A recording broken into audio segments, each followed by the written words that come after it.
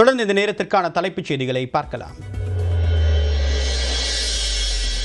பழம்பெரும் நடிகை சரோஜா தேவி காலமானார். உடல்நலக் குறைவால் பெங்களூரு மருத்துவமனையில் உயிர் பிரிந்தது. உங்களுடன் ஸ்டாலின் திட்டம் நாளை தொடக்கம். 10,000 முகாம்கள் நடைபெற இருக்கக்கூடிய நிலையில் மனுக்கள் மீது 45 நாட்களில் தீர்வு. 2026 சட்டமன்ற தேர்தலில் வெற்றி பெற்று அதிமுக தனித்து ஆட்சி அமைக்கும். அமித்ஷா கூட்டணி ஆட்சி என்று கூறி வரக்கூடிய நிலையில் எடப்பாடி பழனிசாமி திட்டவட்டம். 2026 சட்டமன்ற தேர்தலில் மிகப்பெரிய வெற்றியை எங்கள் கூட்டணி பெறும். அனைத்து இந்திய அண்ணா திராவிட முன்னேற்ற கழகம் மிகப்பெரிய வெற்றி பெறும், தனித்து ஆட்சி அமைக்கும்.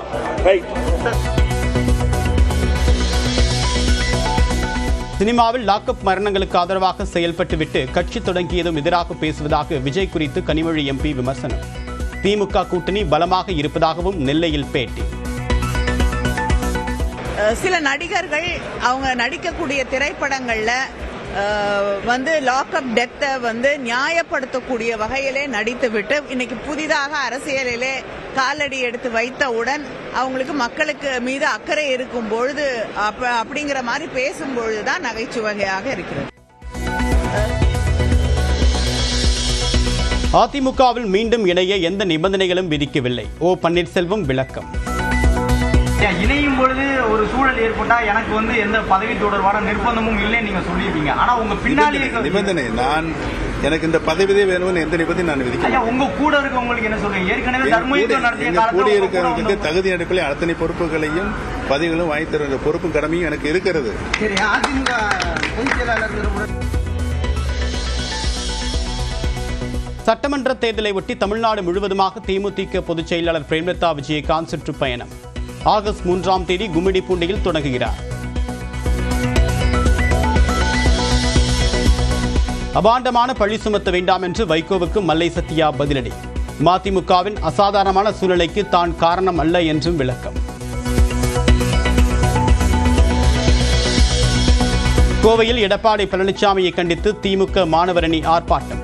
தமிழ்நாட்டு மாணவர்களின் கல்வி உரிமையை காவு கொடுப்பதாக குற்றச்சாட்டு. ஆர்ப்பாட்டம், இது ஆர்ப்பாட்டம். ஆர்எஸ்எஸ் உங்களை எதிர்த்து ஆர்ப்பாட்டம். கண்டிக்கின்றோம்.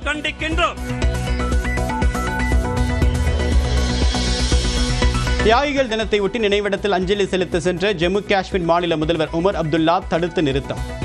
அமைச்சர்களும் காவல்துறையால் தடுக்கப்பட்டதாக குற்றச்சாட்டு.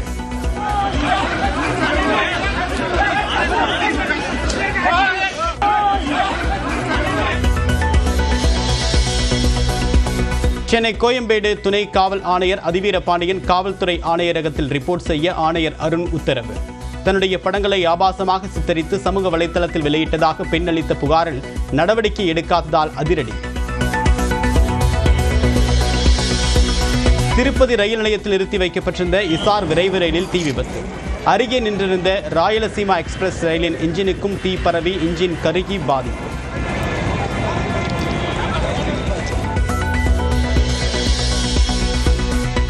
பாடத்திற்கு வெளியே கேள்விகள் கேட்கப்பட்டிருந்தால் அது குறித்து கவனம் கொள்ளப்படும்.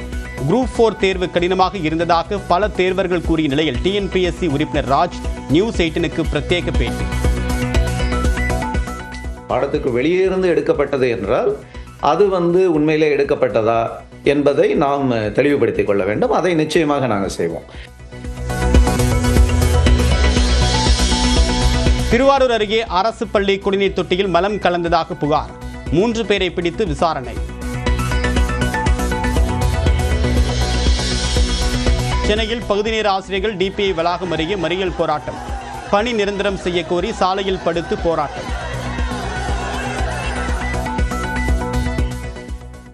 உங்களுடன் ஸ்டாலின் திட்டத்தை முதலமைச்சர் மு க ஸ்டாலின் நாளை தொடங்கி வைக்க இருக்கக்கூடிய நிலையில் முகாம் நடத்துவதற்கு முன்பாக தன்னார்வலர்கள் மூலமாக மக்களுக்கு தகவல் தெரிவிக்கப்படும் என்று தமிழ்நாடு அரசின் செய்தி தொடர்பாளர் அமுதா தெரிவித்திருக்கிறார். மக்கள் வசிக்கக்கூடிய பகுதிகளிலேயே அரசின் சேவைகளை கொண்டு செல்லக்கூடிய விதமாக உங்களுடன் ஸ்டாலின் திட்டத்தை தமிழ்நாடு அரசு செயல்படுத்த உள்ளது. இந்த திட்டம் குறித்து சென்னையில் செய்தியாளர் பேசிய அரசின் செய்தி தொடர்பாளர் அமுதா, உங்களுடன் ஸ்டாலின் திட்டத்தை முதலமைச்சர் சிதம்பரத்தில் தொடங்கி வைக்க இருப்பதாக கூறினார்.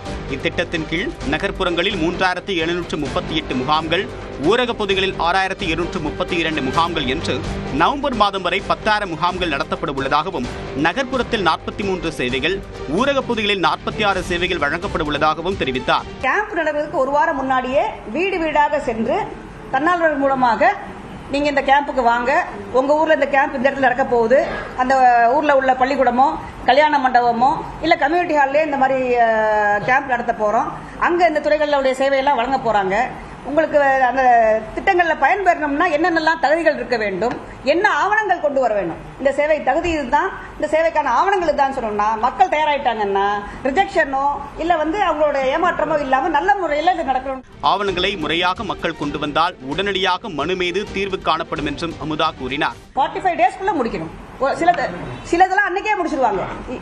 இப்ப நீங்க ஃபீல்ட்ல பாத்தீங்கன்னு சொன்னா பேர் மாற்றம், ration card, Aadhaar card, ration card கொண்டு வந்து கல்யாணம் பண்ணி போயிருக்காங்க, வேற இடத்துக்கு போயிட்டாங்கன்னா இது அம்மா கார்டுல இருந்து டெலீட் பண்ணி மாமனார் வீட்டு கார்டுல சேர்த்துட போறாங்க. சோ சில சர்வீஸ் சேம் டே முடிஞ்சிடும், சிலது ஒரு வாரத்துல முடியும். நாங்க சொல்ற மேக்ஸிமம் லிமிட் 45 டேஸ்.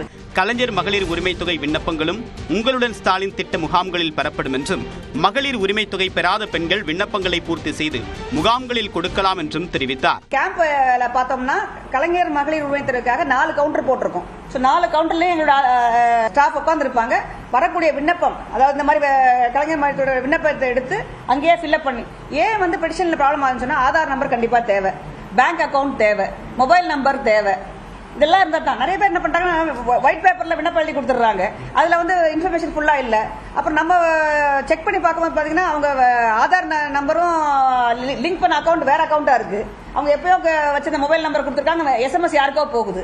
அதனாலதான் இங்க கேம்புக்கு வந்துட்டாங்கன்னா நாங்களே அவங்களுக்கு ஹெல்ப் பண்ணி இந்த ஆவணங்கள்லாம் இருந்து நாங்க ப்ராப்பரா ஃபில்அப் பண்ணி கொடுத்துருவோம். முகாம்களில் அடிப்படை வசதிகள் செய்து கொடுக்கப்படும் என்று கூறிய அமுதா, இந்த திட்டத்திற்காக பிரத்யேகமாக உங்களுடன் ஸ்டாலின் இணையதளம் உருவாக்கப்பட்டிருப்பதாகவும் தெரிவித்தார். உங்களுடன் ஸ்டாலின் திட்டம் வேடிக்கையானது என்று அதிமுக பொதுச் செயலாளர் எடப்பாடி பழனிசாமி விமர்சித்திருக்கிறார். சேலத்தில் செய்தியாளர் பேசிய அவர், கடந்த 4.5 ஆண்டுகால ஆட்சியில் மக்களுக்கு தேவையான பணிகளை செய்யாதது ஏன் என்றும் வினவியுள்ளார். உங்களுடன் ஸ்டாலின் என்ற திட்டம் ஒரு வேடிக்கையா இருக்கு. அவருக்கு விளம்பரம் செய்ய வேணும், மக்களை கவர்ச்சிகரமா இழுக்க வேணும். அடுத்த ஆண்டு நடைபெற்ற சட்டமன்ற தேர்தலுக்கு இப்போ உங்களுடன் ஸ்டாலின் நாடகத்தை அரங்கேற்றிருக்கிறார். ஏன் 4 ஆண்டு காலம் மக்களுக்கு செய்ய வேண்டிய பணிகள்லாம் செய்யல? நீங்க அந்த விளம்பரத்தாளில் பாத்தீங்கன்னா நிறைய அடிச்சு வெளியிட்டு இருக்கிறாங்க. அப்படின்னா மக்களுக்கு இவ்வளவு குறை இருக்குதுல்ல இந்த ஆட்சியில. அதிமுக கூட்டணியில் ஒற்றுமை இல்லை என்று துணை முதலமைச்சர் உதயநிதி ஸ்டாலின் விமர்சித்த நிலையில் அவர் ஒன்றும் ஜோசியர் கிடையாது என்று அதிமுக பொதுச் செயலாளர் எடப்பாடி பழனிசாமி பதிலடி கொடுத்திருக்கிறார். எடப்பாடி பழனிசாமி அடுத்த நாள் சொல்றாரு, கிடையாது தனித்துவமான ஆட்சி தான் அப்படின்னு. இப்படி அவங்களுக்குள்ளேயே ஒரு ஒற்றுமை இல்லாத நிலைமை போயிட்டு இருக்கு. நான் இன்னும் சொல்றேன், 2 பேரும் போட்டி போட்டுக்கிட்டு இப்படி பண்ணிட்டு இருந்தாங்கன்னா தமிழ்நாட்டில் ஒரு தொகுதியில கூட டெபாசிட்டை கூட வாங்காது அந்த கூட்டணி. எங்க கூட்டணி பத்தி பேசுறதுக்கு அவருக்கு என்ன இருக்குது? எங்க கூட்டணி வலுவா இருக்குதா குறைவா இருக்குதுன்னு மக்கள் தான் பார்க்கணும்.